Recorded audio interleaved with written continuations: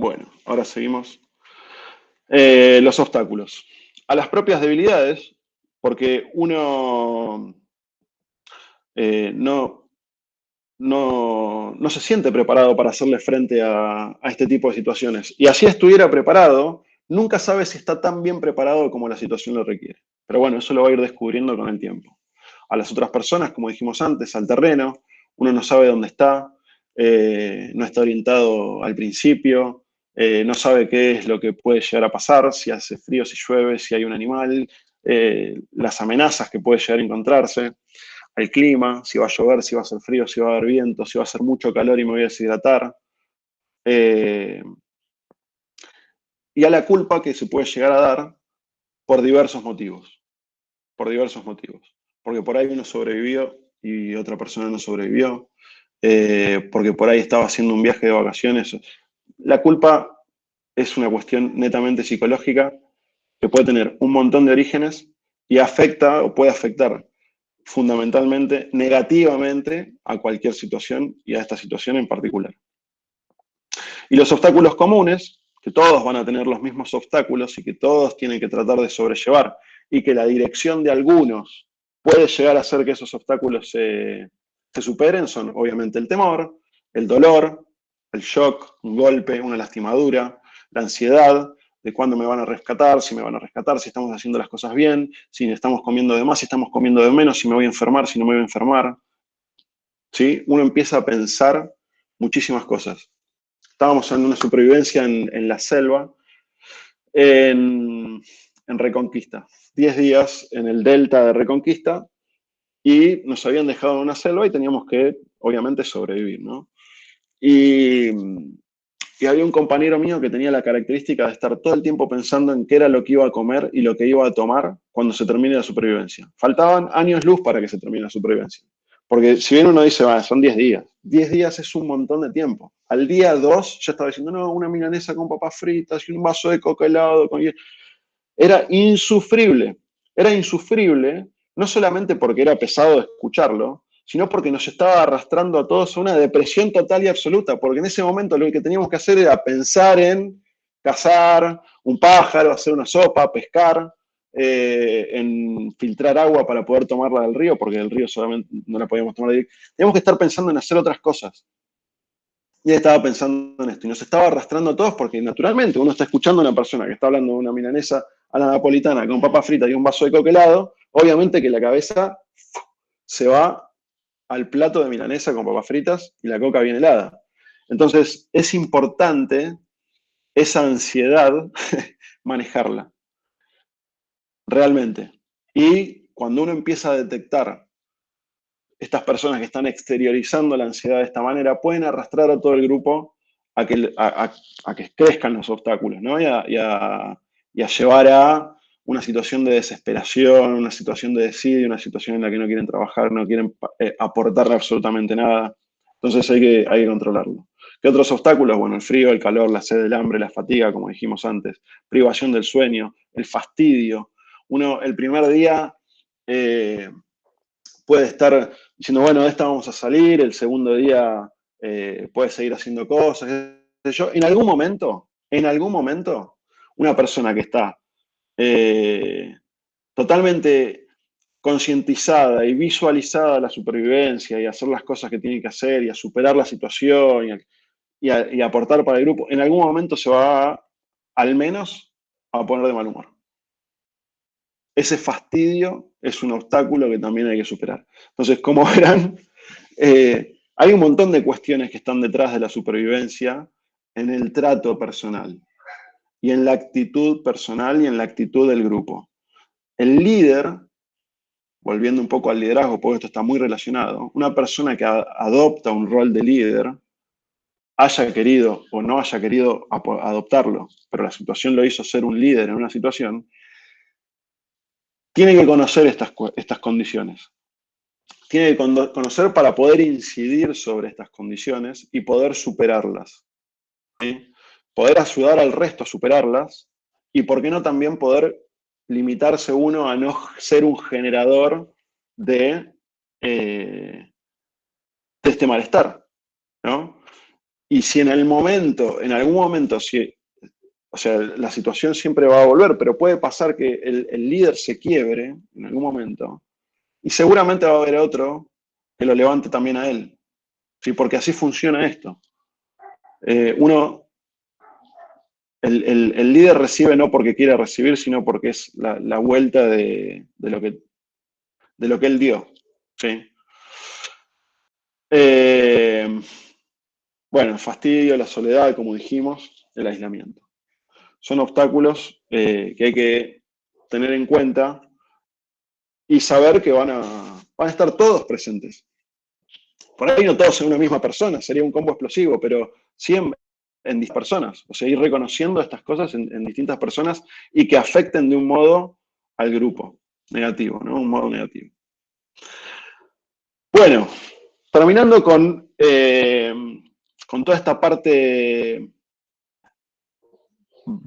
más conceptual de la característica personal, de las capacidades blandas de las personas y que hay que trabajar muchísimo y que no es menos importante que el resto, vamos a empezar un poco a entrar en las cuestiones más técnicas y en las cuestiones más concretas de la supervivencia. El pentágono de supervivencia es la figura que representa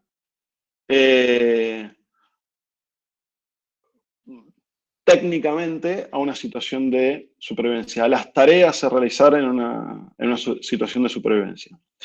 Es una figura, como decíamos antes, de 5 aristas, ¿sí? Que permite visualizar. A ver quién está entrando.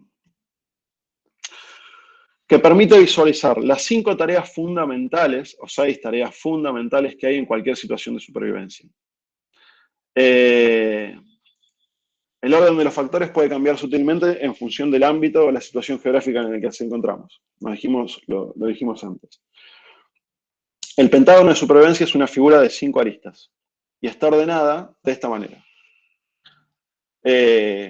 Con la arista superior, que son los primeros auxilios, que es lo primero que hay que hacer en una situación cuando uno entra en una situación de supervivencia. Si uno tiene un accidente con el auto, se muerde la banquina y vuelca en la ruta, sin haber otros implicados. ¿Qué es lo primero que va a tratar de hacer o que va a querer hacer o que va a tener que hacer? Si estaba solo, obviamente salir del auto, buscar estar lejos del peligro, de que se prenda fuego, explote, o lo que sea, y ver si está lastimado. ¿Sí? Ver si me rompí un hueso, si tengo una herida cortante, si me golpeé la cabeza. Si uno va acompañado en ese vehículo, lo que va a tender a hacer o lo que va a tratar de hacer y la primera obligación que tiene es obviamente rescatar al resto y ver si están lastimados, si están heridos, si están en shock, si tienen una herida cortante, si hay que cubrir, hay que atender una hemorragia externa, interna, un corte, ampollas, quemaduras, cualquier condición física y fisiológica que pueda llegar a tener ella misma u otras personas que estén acompañándolos en el vehículo. A mayor cantidad de personas, más complicada la cosa. En la actividad aérea, esto suele ser algo muy complicado, porque un accidente aéreo, en un accidente aéreo, el riesgo de heridas graves es alto.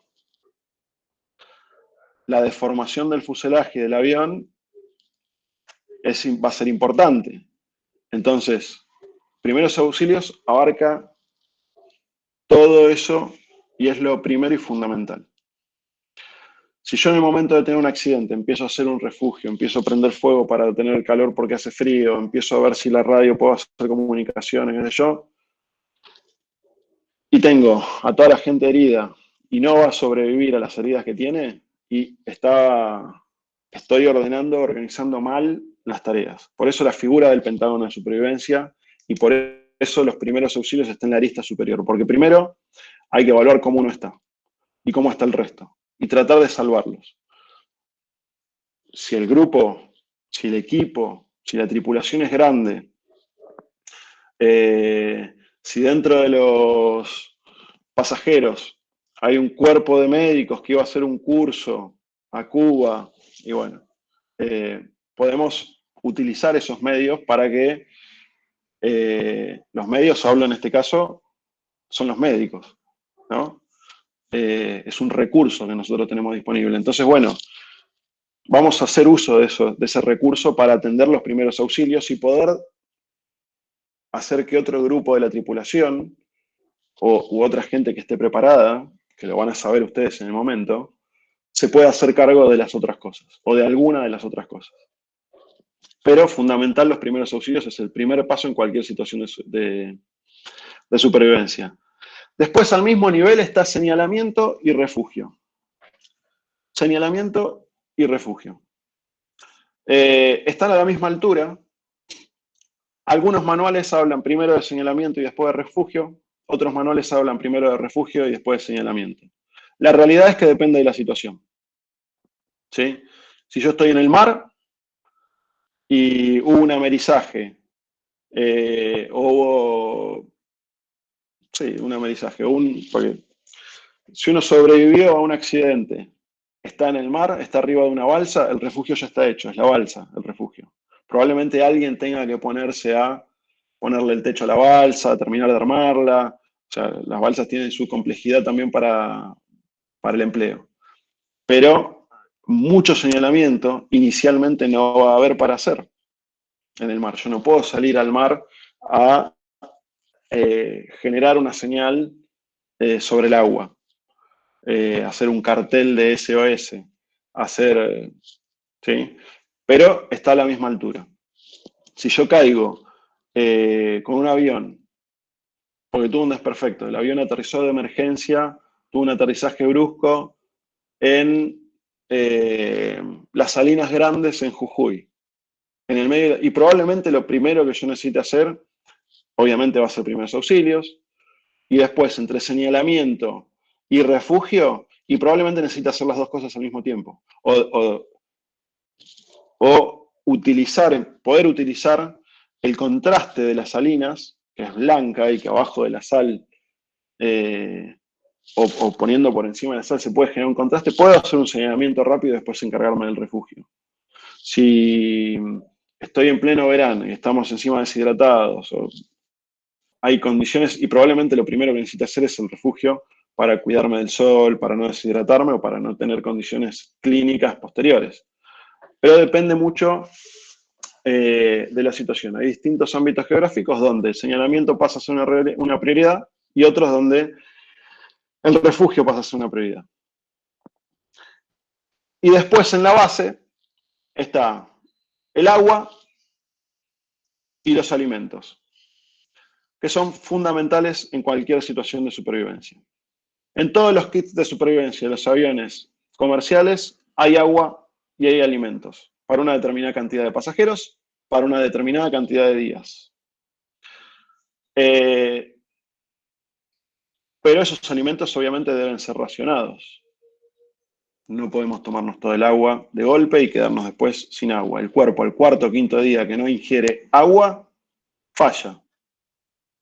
El cuerpo del hombre, del ser humano, el cuerpo del ser humano al cuarto o quinto día que no ingiere agua, se empieza a morir y se muere. Al séptimo, octavo día de no ingerir alimento, el cuerpo empieza a fallar y se empieza a comer a sí mismo. Entonces estas son cuestiones que hay que tener en cuenta. Por eso está en la base. Da tiempo. Da tiempo. La consecución de el agua y los alimentos. Pero es algo que hay que atender. Y después, como elementos, también está en la base de todo la orientación que implica...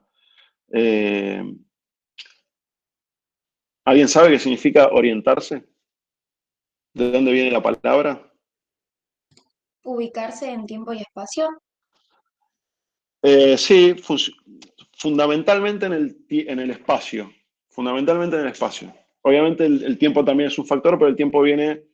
el tiempo uno lo puede empezar a medir de alguna manera. O sea, no necesito saber que son las 10 de la mañana, necesito saber que es de día y que el sol salió hace un rato. saber si es la mañana, la tarde, no voy a necesitar las horas puntuales, pero sí el espacio.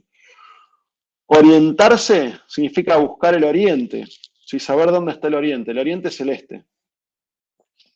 ¿Está? Entonces, orientarse implica ubicarse espacialmente en función de las coordenadas, en función del este. Esto ya lo vamos a ver después, hay un montón de herramientas o de técnicas para lograr orientarse.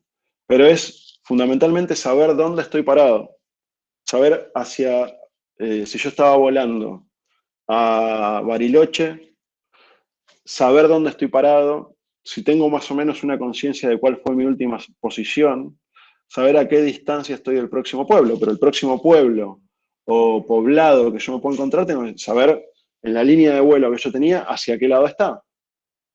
Lo que pasa es que en el momento que yo me encuentro en el terreno, no estoy de frente a la línea de vuelo, estoy de frente a algún lado y no sé a cuál. Entonces saber a través del sol, de las estrellas, si hay un cordón montañoso que uno sabía dónde estaba, de la dirección de un río, hay un montón de técnicas. Pero saber decir, bueno, estábamos volando para allá. Entonces, si estábamos volando para allá, estábamos a la altura, mira, sé que acá a 20, 30 kilómetros está Ingeniero Jacobacci, qué sé yo, cualquier poblado o cualquier lugar al que yo me pueda acercar o al que alguien se pueda acercar para buscar ayuda. ¿Sí? Y también saber, en función de la orientación, de dónde va a venir la ayuda. Si viene un medio aéreo que me está buscando, ¿de dónde van a venir? Y pueden venir de allá, pueden venir de allá. Entonces, el señalamiento que voy a armar para que me puedan ver va a estar en función de eso también. Esa es la orientación. Y el fuego, que está en el centro del Pentágono de Supervivencia, está en el centro porque, porque es fundamental el fuego. Es fundamental por un montón de cuestiones. Un poco les explicaba, les contaba recién la experiencia esta en la montaña en la que estábamos todos mojados. El fuego el fuego da vida, ¿sí? Ilumina la vida de los que están en una situación muy complicada de supervivencia. O sea, no solamente porque genera calor, no solamente porque genera luz, no solamente porque uno interiormente sabe que a través del fuego puede llegar a calentarse, cocinar un alimento, secar la ropa, sino que el fuego, uno sabe que a la noche lo puede usar para hacer un señalamiento, que el fuego lo pueden ver, que el fuego genera humo, que el humo lo puedo llegar a usar. Y no solo eso, sino que también el fuego implica vida. El movimiento del calor y ver cómo la llama trabaja sobre los elementos que se están combustionando, ya sean ramas, árboles o lo que sea, el fuego genera esa elevación de la moral de decir, todo va a estar bien. ¿Sí? No sé si vieron la película El Náufrago, calculo que sí, con Tom Hanks. Hace hincapié en esto de una manera obviamente muy hollywoodesca, ¿no? Muy gráfica. En el momento que toda la situación, como las imágenes de la película, más allá de que el personaje tiene siempre una conciencia de generar cosas, hacer refugio, traer, empezar a buscar, bla, bla, bla, bla, bla, bla, en el momento en que se decide, en que se da cuenta que está en una isla, en el medio de la nada, y que tiene que empezar a generar su propia supervivencia, ese momento en el que decide hacer el fuego. Ese es el momento en el que él realmente toma conciencia de cuál es la situación en la que está, y en ese momento empieza a hacer el fuego. Entonces, eso tiene un significado detrás. Y la técnica que usa el fuego, se desespera para prender el fuego, se lastima las manos. Y la actitud que tiene después de que logra prender el fuego, grita, baila, hace una fiesta en la playa con el fuego. ¿Sí? Eso es muy gráfico de lo que pasa cuando una persona que está en una situación de supervivencia logra prender fuego. Y más si no tiene fósforos, encendedor o elementos para prender el fuego. Realmente prender el fuego es algo complicado, no es tan sencillo como me muestra en la película de que uno frotando una ramita sobre otra madera va a poder prender el fuego. Son horas de fricción y encontrar la rama, encontrar las maderas que sea una más blanda que la otra, una madera blanda, una madera dura, generar esa fricción, generar el calor y tener los medios para poder prender el fuego. Es una tarea muy, muy, muy exigente, pero que una vez que se prendió el fuego, cambia la situación. Por eso es que el fuego está dentro del Pentágono en supervivencia. Eh, Vamos a ir nombrando, bueno, ya lo fui nombrando un poco, pero, por ejemplo, primeros auxilios. Si la situación merita,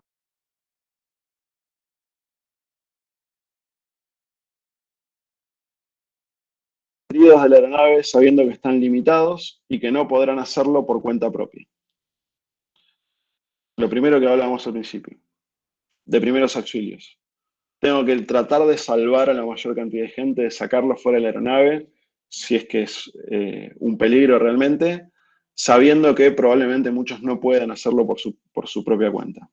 Aplicar procedimientos iniciales de primeros auxilios. Generalmente serán determinantes para la supervivencia durante el resto de los días.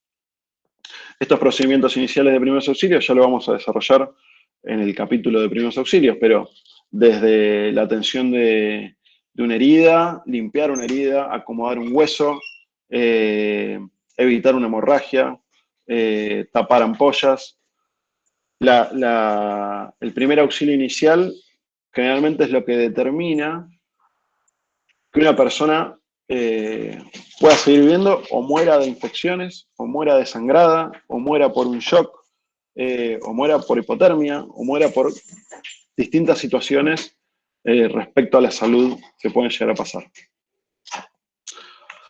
El señalamiento. El señalamiento es la utilización de los equipos de señales que tienen a bordo del avión, o la utilización de medios naturales, o la utilización del ingenio, o la utilización del cuerpo, o cualquier tipo de cosa que yo pueda llegar a hacer para llamar la atención del rescatista o de cualquier otra persona, no solamente del rescatista. Cualquier persona puede ser fundamental para ser encontrados. El uso del equipo de señales debe ser la primera preocupación.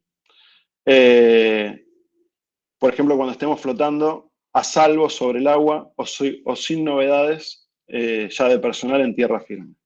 Es decir, esto habla del conocimiento del equipo de señalamiento que puede llegar a encontrar en el kit de supervivencia del avión. O lo que yo tenga en mi cartera de vuelo, en mi valija de vuelo, o lo que pueda llegar a encontrar. ¿Sí? Les puedo asegurar que a 38.000 pies de altura, una balsa en el agua no se ve. Pero el reflejo de un espejo de señales, sí. Entonces, el conocimiento del equipo que uno tiene para hacer señalamiento es fundamental. Saber qué hay y saber cómo usarlo. Es importante preparar el área de señales. Esto es para tierra firme, ¿no? El área de señales. Para poder generar contrastes y para poder ser un área que sea visible desde el aire. Las operaciones de búsqueda y rescate se prolongan y malogran en muchos casos por falta de señalamiento por parte de los sobrevivientes. ¿Qué quiere decir esto?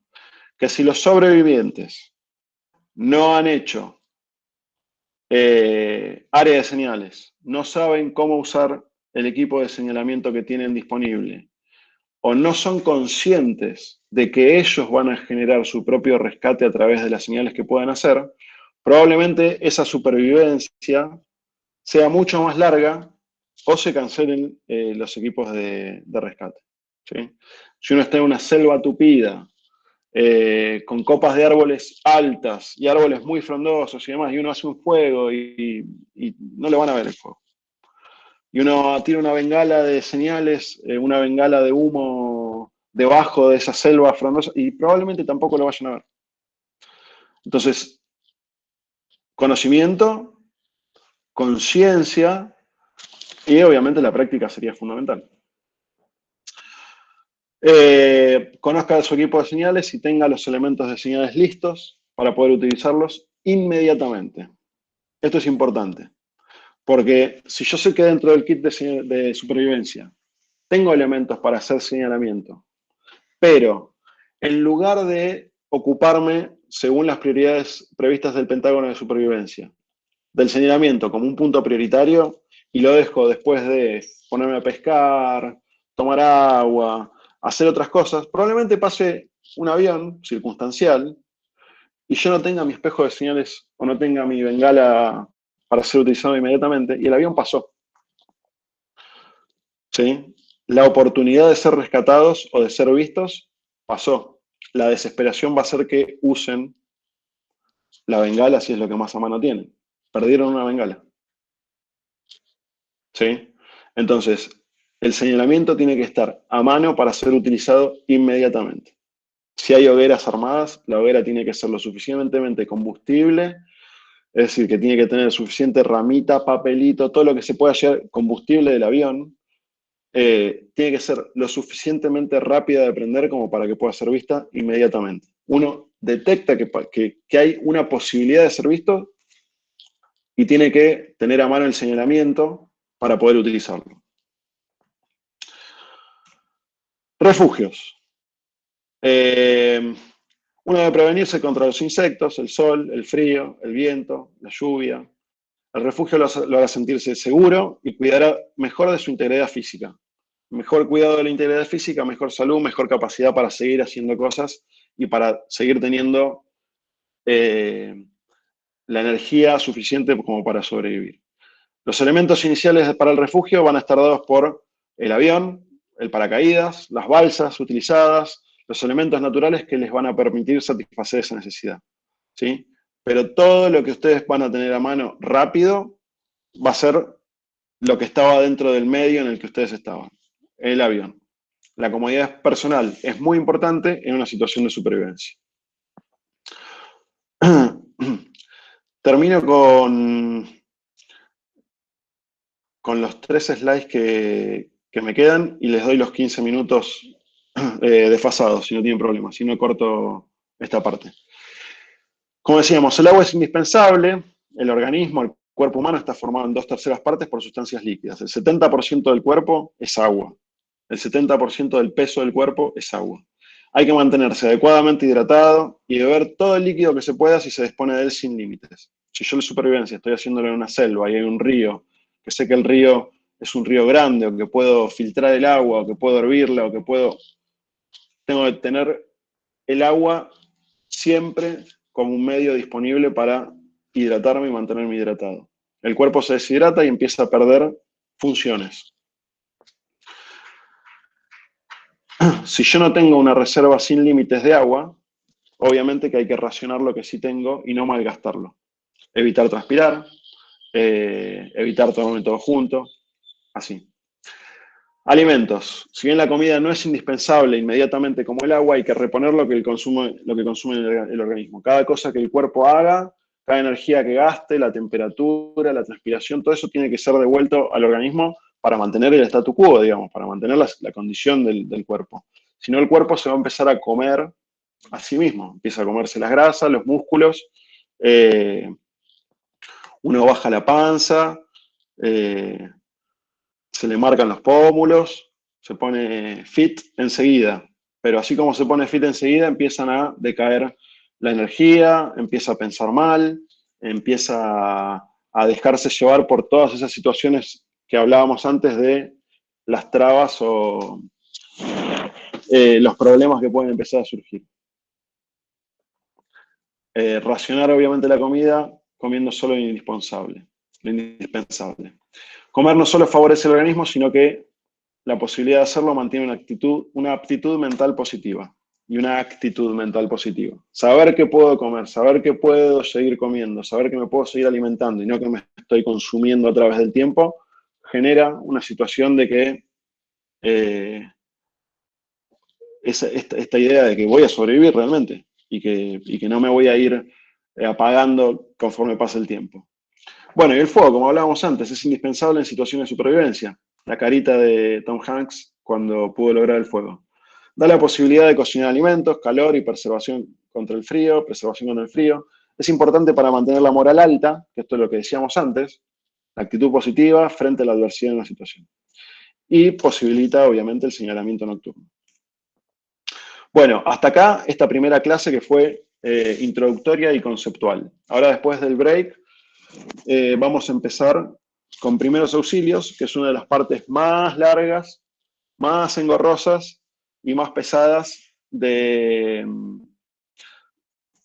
supervivencia. Así que bueno, hacemos el break ahora, 12:20, nos reencontramos. Si alguno quiere quedarse y hacer alguna pregunta, yo voy a estar acá. Así que si no, nos vemos en 15 minutos.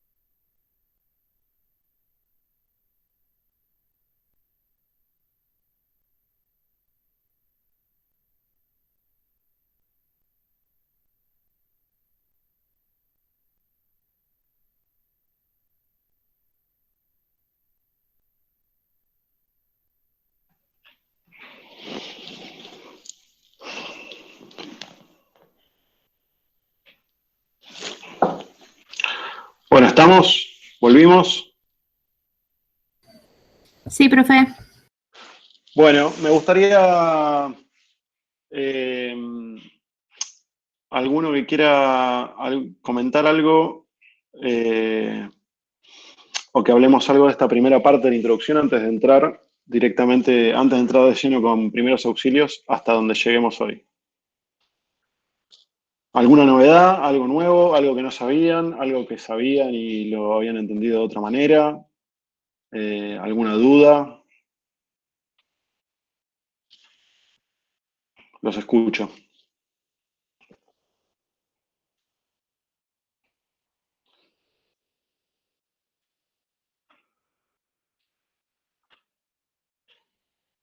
No voy a seguir hasta no escucharlos.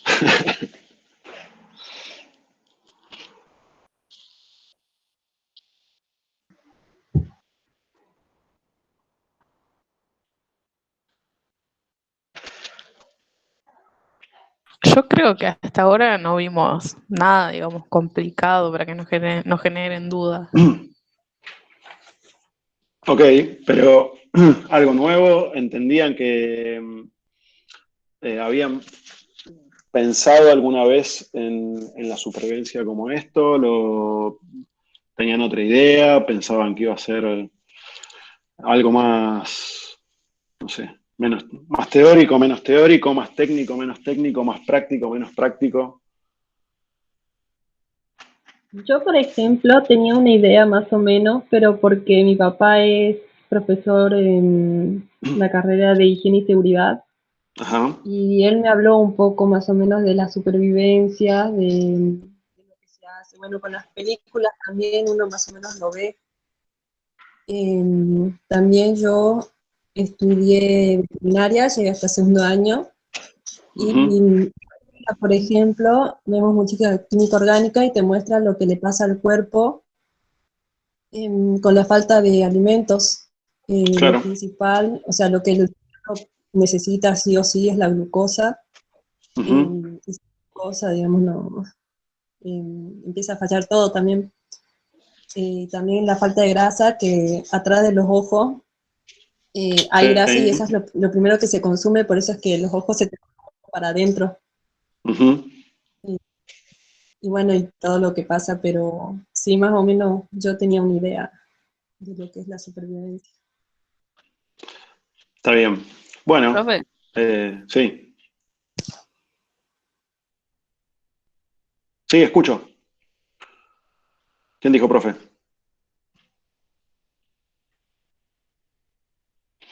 Acá me hicieron en el chat. Quería saber si los grupos que practican supervivencia lo hacen durante el año y en todo el país. Si puede practicarlo cualquier persona. Sí, entiendo que sí. Hay escuelas de supervivencia que venden los cursos en el terreno. Están muy buenos. Eh, entiendo que no son baratos porque implica mucho control y muchas cosas, pero sí sé que hay escuelas de supervivencia. Valentina me pregunta, ¿qué tipo de herramienta tenemos para hacer fuego? Eh, Generalmente, por lo que he visto en distintos modelos de kits de supervivencia, hay eh, fósforos fósforos encerados, que son, digamos, tienen la protección contra el agua. Eh, en algunos hay esponjas de tipo de viruta, como la que usas en la cocina para limpiar las ollas, pero no la virulana más gruesa, sino la más finita, una que es tipo de lana de viruta. Eh, de esos hay, porque eso agarra fuego enseguida. Si uno le hace una descarga eléctrica con una batería o con cualquier cosa, eso agarra fuego al toque. Los fósforos que ya les dije. Hay chisperos, que son unos tubitos que son como la parte del encendedor que hace la chispa, que no tiene llama, pero se usa para hacer la fricción y sacar chispa. Es decir, elementos hay. Se pueden usar pilas, se pueden usar baterías, se puede usar un montón de cosas. Eso ya lo vamos a ver bien en detalle cuando veamos la parte de fuego. ¿Por qué no ponen encendedor en los kits de supervivencia? No tengo idea, sería muy fácil. No, ponen fósforos y chisperos. Pero si yo calculo que es porque se moja y no funciona. Si le llega a ¿Qué, mojar, no funciona. qué cosa? El encendedor, calculo que por eso. No, el encendedor se seca y funciona. Una vez que Puede uno ser porque tiene gas adentro y puede explotar. probablemente sea por eso. Sí, sí, sí. Profe, yo tengo una duda. Sí. Viste que en el Pentágono de Supervivencia vos me dijiste que en el centro estaba el fuego. Y yo quiero saber en qué momento se comienza a hacer el fuego. Porque dijiste que lo más importante y lo primero que hay que hacer es los primeros auxilios y después señalamiento y refugio. Pero si lo más importante es el fuego, ¿en qué momento lo hacemos? No, no quiere decir que sea lo más importante. Ujú. Digo que es un elemento central para la supervivencia. Uno puede hacer fuego, como hablábamos antes, si el equipo que se forma para hacerle frente a la supervivencia se organiza, ¿no? Y empiezan a hacerse cargo del refugio, empiezan a hacerse cargo del señalamiento, qué sé yo, puede haber una persona que esté designada para hacer el fuego, pero no implica que sea lo más importante y que todos tengan que ir a hacer el fuego. ¿Sí? Sí, todos tienen que ayudar a los primeros auxilios porque eso va a determinar que haya más o menos gente que se salve. Sí es importante hacer señalamiento y lleva una gran cantidad de gente poder hacer un buen señalamiento. Armar hogueras, armar señales que contrasten con el piso de SOS, de flechas, de lo que sea. Alguien que esté pendiente siempre con el espejo de señales. Eso es esencial. También tiene que haber una gran cantidad de gente haciendo los refugios, porque una persona no se puede hacer un refugio, no puede hacer un refugio, es decir, para ella misma puede ser, que el grupo sea reducido y hagan refugios individuales, pero generalmente se va a tratar de hacer un refugio para poder cuidar a la mayor cantidad de gente. Entonces eso es esencial. Si hay alguien que se pueda poner a hacer el fuego en simultáneo, fantástico, fenómeno. Pero, a ver, si estamos en una situación en el desierto, plena tarde de verano, al rayo del sol, y probablemente la mayor cantidad de gente esté cavando fosas para hacer refugios bajo tierra o usando elementos naturales para poder refugiarse a la sombra del sol, porque nos va a terminar liquidando, y eso es mucho más importante que el fuego. El fuego, o sea, sería muy triste poder tener una hoguera hermosa con fuego y cantar todos, y todos deshidratados, y al día siguiente no se pueden ni mover porque les faltan las energías. Más allá de que la deshidratación también lleve un tiempo, ¿no? Hasta que haga efectos dramáticos en el cuerpo. Pero una vez que se empieza a deshidratar el cuerpo, hay que ir contra la deshidratación. Entonces hay que empezar a trabajar muy equilibradamente en el pentágono de supervivencia. El pentágono de supervivencia tampoco quiere decir que uno empiece con algo y después siga con el resto y con lo que empezó no lo haga más. Es decir, los primeros auxilios implican también el cuidado de la salud, la higiene personal y la alimentación. Eso es algo que hay que hacerlo permanentemente. Es decir, los primeros auxilios iniciales, salvar a los que están heridos, curar a los que están heridos, protegerlos, bla, bla, bla, bla, bla, es fundamental hacerlo en el primer momento. Pero todo el tiempo vamos a tener que estar pendientes de cuidar nuestra salud y la salud del resto. Tomarnos tiempo para hacer higiene personal, para ventilar los pies, para secar las medias, para cuidar de que no se hayan ampollado, que no haya heridas, que no haya cuidar las heridas. O sea, son todas actividades recurrentes, ¿sí? Recurrentes y repetitivas. Lo que el Pentágono el Pentágono de supervivencia implica es la conciencia de cuál es la prioridad de cada una de las cosas.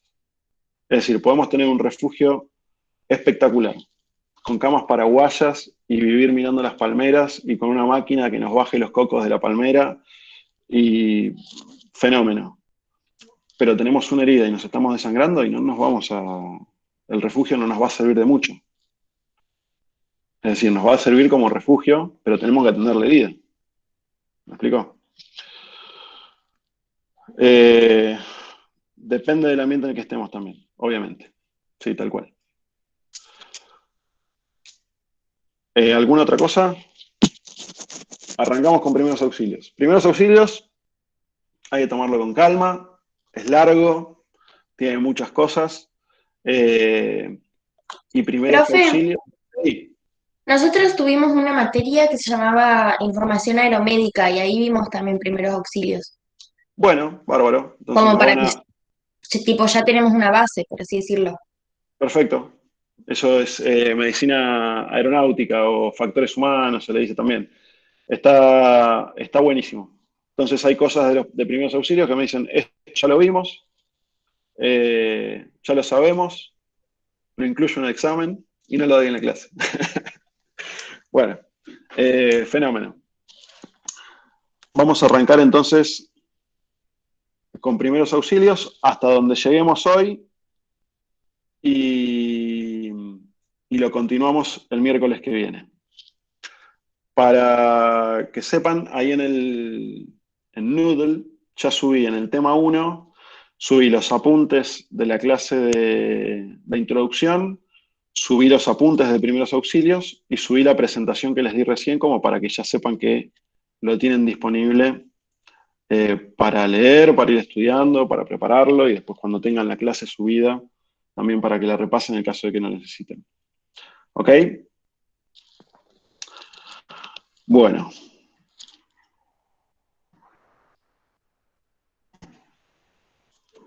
Segundo PowerPoint de primeros de supervivencia. Cuando me digan que se ve, arranco. Sí, profe, se ve. Estamos. ¿Se ve? Sí. Bárbaro. Bueno, entonces, como habíamos dicho, la primera parte la parte fundamental, la arista principal del Pentágono de supervivencia es primeros auxilios. Primeros auxilios, yo lo separé en dos partes. No, hay algunos lugares que está separado así, otros que hacen tema por tema, uno por otro, hasta cubrirlos. A mí me gusta verlo de esta manera, porque por una parte los procedimientos de primeros auxilios, que son los que se deben brindar a las personas que tuvieron heridas o que a través del tiempo vayan a tener algún tipo de herida o alguna condición que haya que atender, no solamente en el primer momento de la emergencia, sino después a lo largo de toda la supervivencia. Y después el tema, como hablamos antes, de la preservación de la salud. Entonces son dos cosas, una puede ser reactiva, si se quiere, que es el procedimiento de primeros auxilios, los procedimientos de primeros auxilios, es decir, pasó algo, tengo que atenderlo. Se cortó un brazo, tengo que atenderlo. Tiene una infección, tengo que atender la infección. Está pasando algo, tengo que actuar. Y otro es la preservación de la salud, que es todo lo que uno hace para, obviamente, no enfermarse o seguir estando saludable o evitar una picadura o evitar que el pie se lastime y que se infecte, evitar cosas que pueden llegar a comprometer nuestra integridad física y la posterior supervivencia. ¿Ok? ¿Me explico con esto? Por eso lo dividí de esta manera. En el apunte probablemente no lo tengan dividido de esta manera, esté tema por tema. Bárbaro. Los contenidos que vamos a ver en esta presentación no los vamos a terminar hoy, pero empezamos con triage, que es el procedimiento de selección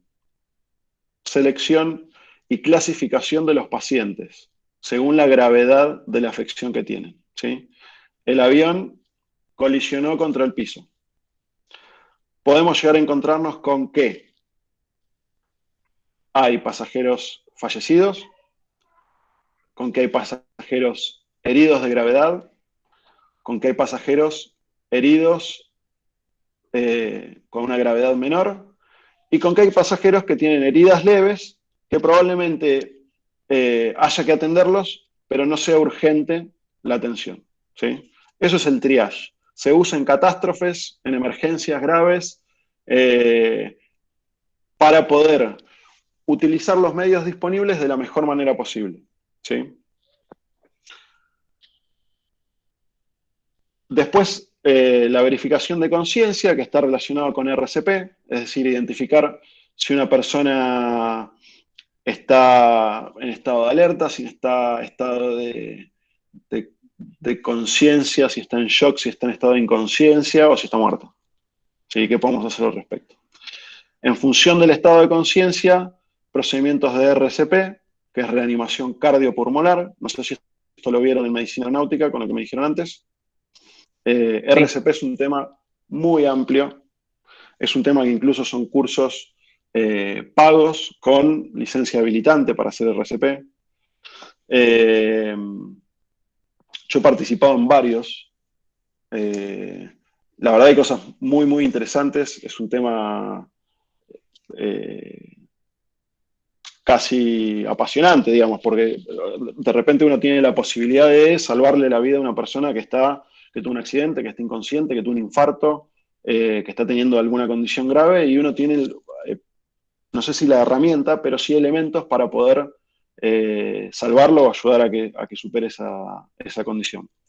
Lo que vamos a hacer acá en esta parte es nombrar o ver las cuestiones fundamentales del RCP, ¿sí?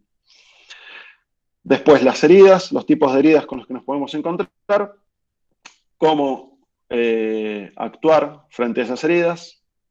Después hipotermia, que es una condición con la que nos podemos encontrar mucho, especialmente en Argentina, ya sea por exposición a bajas temperaturas, por estar mojados, por estar deshidratados, por encontrarnos con una persona que de repente tiene muy bajo peso y pese a haber una temperatura normal, puede estar en hipotermia porque el cuerpo no le funcione bien. En fin, son varias las circunstancias. Y después, respecto a preservación de la salud, vamos a hablar de alimentación, de hidratación, de higiene personal y de picaduras. Que picaduras también puede llegar a entrar dentro de procedimientos de primeros auxilios en caso de que la picadura ya esté presente, digamos. Una cosa es saber y distinguir tipos de ofidios, tipos de serpientes, venenosas, no venenosas, tipos de alacranes, si son venenosos o no venenosos, qué hacer. Y otra cosa es, me picó una serpiente, ¿qué hago? ¿Sí? Bueno. Entonces, dentro de primeros auxilios, lo que les dije recién que vimos, el detalle de los tipos de heridas que vamos a ver, vamos a tener hemorragias internas o externas, tratamiento del shock, fracturas y quemaduras. Y hasta ahí vamos a llegar con las heridas. Hay un montón de heridas más para poder ver y para tratar de distinguir y de saber más o menos cómo tratarlas. Pero bueno, en este curso y en esta materia vamos a ver solamente hemorragias, fracturas, quemaduras y tratamiento del shock. En realidad, si ustedes ya tuvieron una parte de medicina aeronáutica o aeroespacial, con algunas cuestiones fundamentales de supervivencia, hay ciertas cosas que por sentido común se puede llegar a saber cómo actuar. Es decir, si yo tengo una herida en un brazo, es una herida cortante,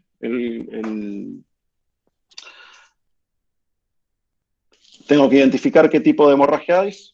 Esto es un ejemplo, ¿no? Después lo vamos a desarrollar bien, pero identificar qué tipo de hemorragia tengo. Si es una hemorragia capilar, si es una hemorragia venosa, si es una hemorragia arterial. Sé que si es una hemorragia arterial, la sangre va a salir a borbotones, así o por pulsos, en función de los latidos del corazón. Si es una herida venosa, sé que hay una vena que está cortada, la vena es la que lleva sangre de vuelta al corazón, entonces no va a tener pulsos, va a salir continuamente. Y si es una herida capilar, probablemente sangre menos y con una con limpiar y vendar es suficiente. Si además de la herida tengo una fractura expuesta, es decir, que hay un hueso que se sale de la piel hacia afuera y genera una herida cortante y un sangrado, lejos de ser traumatólogos, lo primero que tenemos que hacer es limpiar la herida y vendarla. ¿Sí? Ese es el tratamiento que le podemos dar a una fractura expuesta, inicial. ¿Sí? Siguiendo con esta lógica, si yo encuentro una persona Profe, viva, sí, disculpe que los interrumpo, pero a nosotros nos había enseñado de que en el caso de que la fractura sea un estado muy grave, se tenían que comenzar a hacer las compresiones en una. O sea, no podíamos perder el tiempo en limpiarla, sino teníamos que poner directamente las gasas. mira, No, ay, si vos estás perdón. planteando una situación en la que vas a enfrentarte a una situación de supervivencia, si vos no limpias la herida, esa herida se va a infectar y vas a tener que cortar el brazo porque se va a empezar a gangrenar. Gangrenar significa que se muere la carne, ¿no? Entonces, Sofía está levantando la mano. Sí, Sofía. Profe, soy Gabriela. Sí. Lo que dice mi compañero es según si es en vuelo, si estamos varados en un lugar, sí podemos hacer eso. Pero si es en el avión, sí, solamente tenemos que hacer las comprensiones, solamente eso, hasta que venga una persona que obviamente conozca sobre esa situación. Claro, Eh, perfecto. Pero vos sabés que el vuelo está evolucionando para solucionar esa novedad. Es decir, vos le avisaste a la jefa de cabina, la jefa de cabina le avisó al comandante, y el comandante tomó la decisión de o cambiar de destino o empezar el descenso para aterrizar o del tiempo, la meteorología y demás. Te va a decir a través de la jefa de cabina de vuelo, mira, está empiojadísima la meteorología en todos lados, vamos hacia el destino, tenés que aguantar al tipo o la mujer con la fractura expuesta, como sea, 1 hora más, 1 hora y media más. Pero vos tenés el factor tiempo a tu favor, relativamente a tu favor. Entonces sí, vos tenés que evitar la hemorragia. A lo que voy con esto, sabes que es una situación relativamente controlada. La fractura expuesta a raíz de un accidente se puede haber dado contra la tierra, contra un fierro oxidado, contra un montón de elementos distintos que pueden generar una infección grave. O sea, la infección se lleva a la vida de la persona de la misma manera que se le lleva una hemorragia. Exacto, en supervivencia no sabemos cuándo va a ser asistido. Nosotros somos el que asiste a la persona. O sea, nosotros tenemos que tratar de solucionar el problema lo mejor que podamos. Entonces, el criterio acá fundamental es, yo no soy traumatólogo y no le voy a acomodar el hueso dentro del brazo. En el caso de que sea un brazo, ¿no? No le voy a acomodar el hueso dentro del brazo. Le voy a limpiar la herida y lo voy a vendar. Y ahí se terminó. Después veremos cómo sigue y qué es lo que tenemos que hacer a medida que vaya pasando el tiempo, que el tiempo es un factor que no vamos a controlar. ¿A qué iba con esto? Al sentido común. Si yo me encuentro una persona que a raíz de un accidente de aviación, que yo la encuentro consciente, viva, eviscerada, significa con el abdomen abierto y las vísceras hacia afuera, el criterio es el mismo. No le voy a meter los chinchulines para adentro. ¿Me explico? No voy a tratar de hacer una cirugía. Voy a limpiar la herida y lo voy a vendar. ¿Está? Ese es el primer auxilio. Después veremos cómo sigue la cosa. Es una herida muy grave. Obviamente que es una herida muy grave. Pero lo primero que voy a hacer y lo único que voy a hacer en el momento es eso. Son criterios que dan lugar a seguir trabajando en el resto de los pacientes o en la misma herida, si se quiere. ¿Está? Alguien había levantado la mano y no terminamos, al final no habló. ¿Puede ser?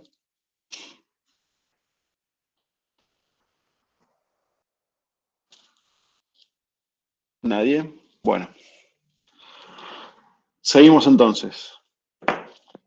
Con primeros auxilios. Triage, como decíamos antes, es la selección y la clasificación de los pacientes según la gravedad de la herida o la afección que tenga. Se utiliza en emergencias, en catástrofes.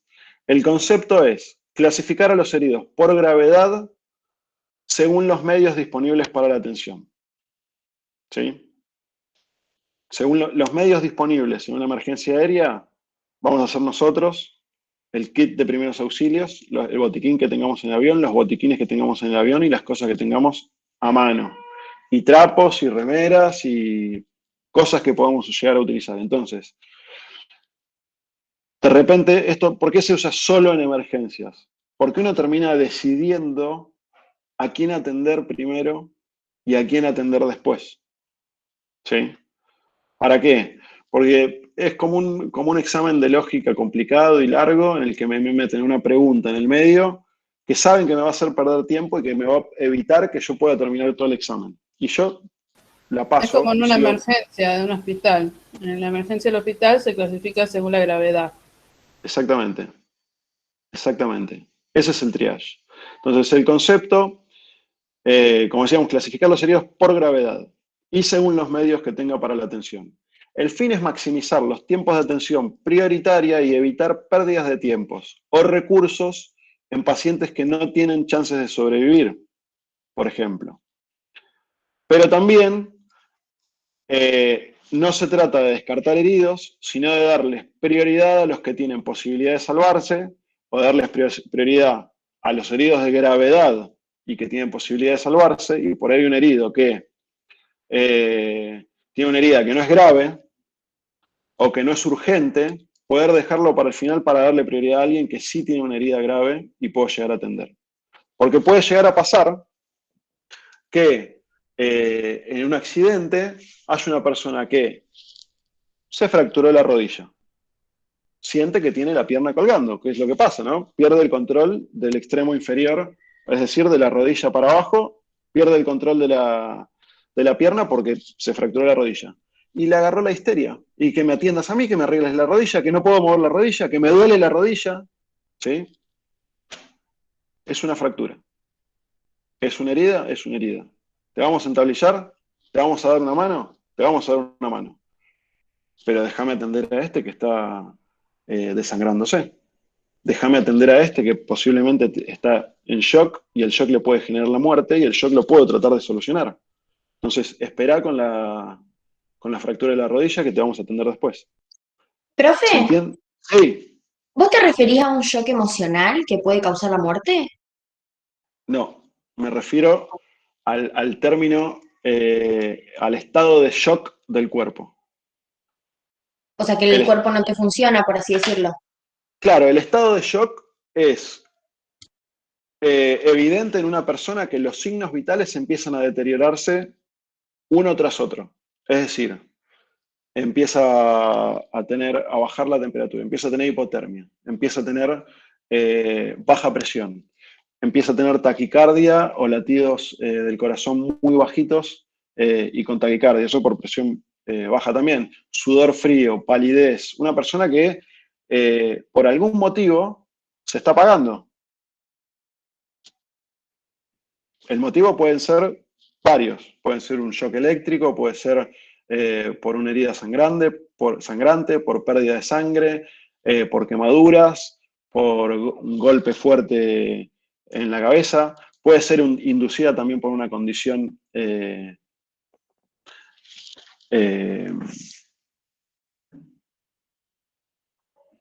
bueno, por insolación. Hay un montón de factores que pueden llegar a inducir un shock, pero el shock fundamentalmente es una persona que se está muriendo.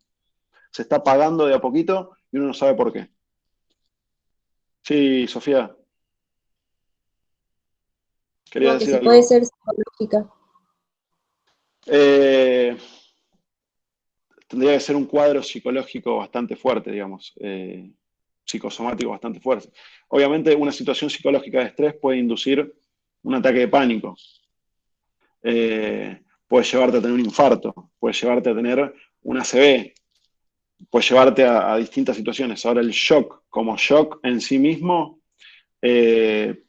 está dado por estas condiciones ambientales, digamos, de un cuerpo golpeado, herido, con una descarga eléctrica, quemado, y demás cuestiones. ¿Sí? O sea, probablemente el cuerpo de una persona cuando está en una situación de estrés máximo y que además está golpeado, herido, perdió sangre, tiene alguna condición fisiopatológica, puede que esté induciendo a ese cuerpo, si además tiene condiciones psicológicas atrás, induciendo a ese cuerpo a entrar en shock. ¿Mm?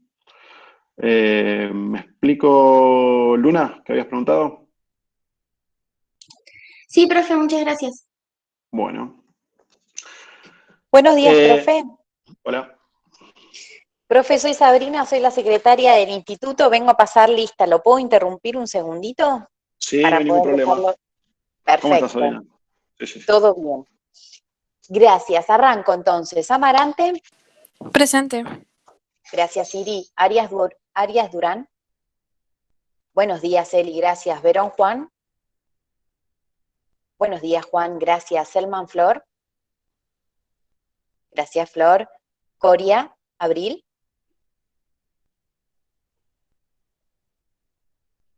Coria Abril, ¿no? Bueno, Junio. Buen día, Sabri, presente. Buenos días, Lu. Gracias. Dadea. Presente. Gracias, Luca. Flores Cáceres. Gracias, Carla. Franco. Noé. Buen día, Sabri, presente. Buen día, Noé. Gracias. Galardi. Buenos días, Belu. Gracias. Gallardo, Caterina. Buenos días, Katy. Gracias. Jiménez Díaz. Buenos días, Santi. Gracias. Gómez Ferreira. Hola, Sabri, presente. Gracias, Sol. Buenos días. Gutiérrez Selene. Hola, Cele. Gracias. Hoffman. Presente, Sabri. Gracias, Ro. Kraus. Gracias, Pablo. Ledesma. Buen día, Sabri, presente. Buenos días, Mili. Gracias, Leguizamón. Presente, Sabri. Gracias, Prisi. Lema. Gracias, Nadia. Leyes. Buen día, Sabrina, presente. Buenos días, Valen. Gracias. Logiurato. Gracias, Santo. Lois. Gracias. Navarro. Buenos días, Valen. Gracias. Oliva. Buen día, Sabri, presente. Buenos días, Fer. Gracias. Ortega Villalba. Buenos días, Sabri, presente. Buenos días, Gaby. Peláez. Ailén. Peláez. Perfecto, gracias. Puparelli. Buenos días, Sofi, gracias. Rodríguez Joaquín. Buenos días, Sabri, presente. Gracias, Joaco. Romero Lastra. Sabri, presente. Gracias, Bren. Sequeira. Buenos días, Lu, gracias. Silva. Presente. Gracias, Martín. Tenenbaum. Presente, buen día. Buenos días, Sofi, gracias. Saldívar. Presente, Sabri. Gracias, Sin. Viboshi.